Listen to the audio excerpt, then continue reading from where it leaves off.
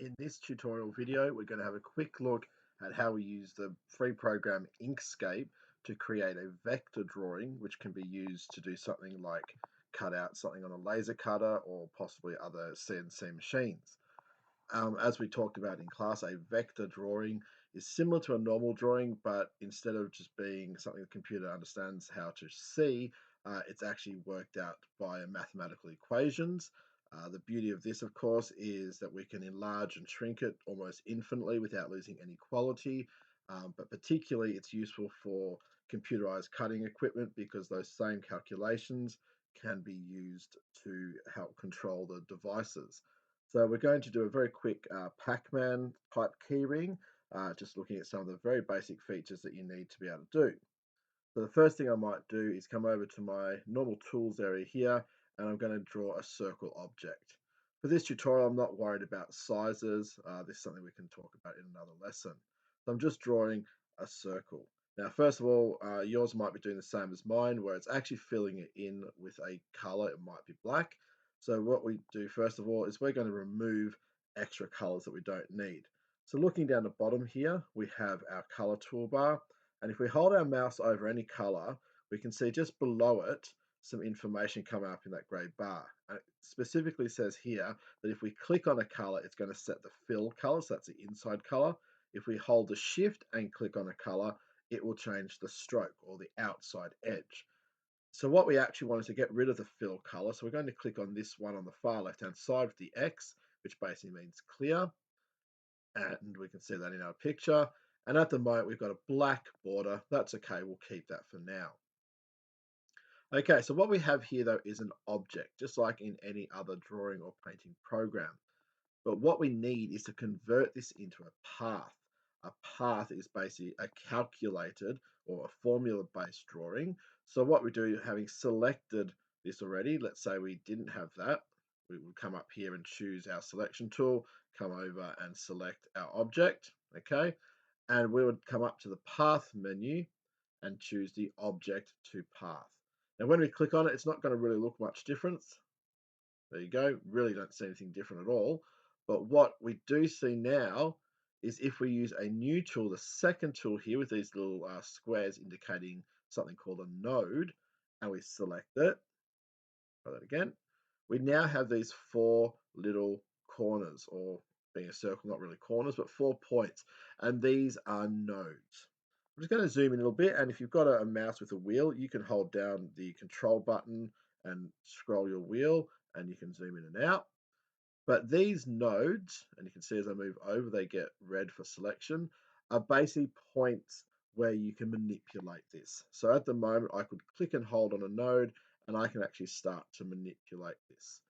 Being a curved surface, we also have these extra control points, and we can use these for twists. So you could already start to manipulate your shape if you'd like to. But now that we've got it as a path, we can add extra nodes in. So again, using this same tool, this selection by nodes tool, we have all these extra options up in our top menu bars up the top here.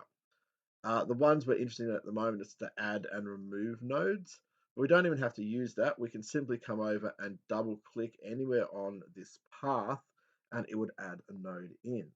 Now I'm going to basically be cutting out a wedge here for my Pacman shape. So what I want to do is actually add a node in here, and I'm going to add a node down the bottom here. So I want to cut this wedge out. Now, what you may be thinking is fine. We'll grab the rubber over here and we'll try rubbing something out. But as you can see, it's not really rubbing out. What it's doing is readjusting the path to allow for that gap. It's not really what we want. We could try and rub it out and keep getting rid of stuff, but it's certainly not a really efficient way of doing it, and it's probably not going to get the result that we're actually looking for. So I'm just going to undo that just with Control Z. Okay. So instead, what I want is those nodes that we put in. Yep. So these nodes that we put in here, what we want is to delete this part of the path here. So there's a tool for that. So what we're going to do, we're just going to highlight to get that section. That's the part we've got selected. You can see them selected by the fact that they've gone dark blue. as opposed to these little ones here that are not selected. Coming up to the top here, we have more options. The one we're interested in right now is this one here, sorry. I forgot what it looked like. This is the one that says to delete the segment between two nodes.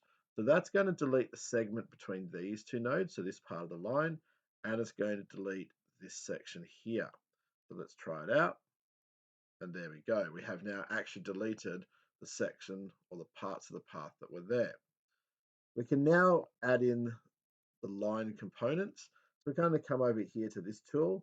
Don't get confused with the normal pencil, which draws objects. We want to draw paths. So we're going to use the tool here.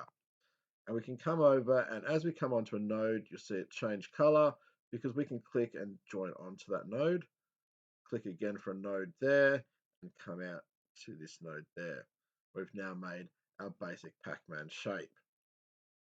Last two things we need for this particular activity are an eye and a little hole where we're going to put our key ring. So I'm just going to again use my circle. I'm going to draw an eye in, and I'm going to draw a small circle very close to the edge there where the key ring loop can go. So we now have our Pacman shape. Because this is going to be laser cut, there's a couple more things we need to do. Firstly, the laser cutter, as we've talked about in class, recognizes a thin red line as being a cut, and it recognizes anything as black as being something to engrave. So we need all of the outside here to be something that gets cut.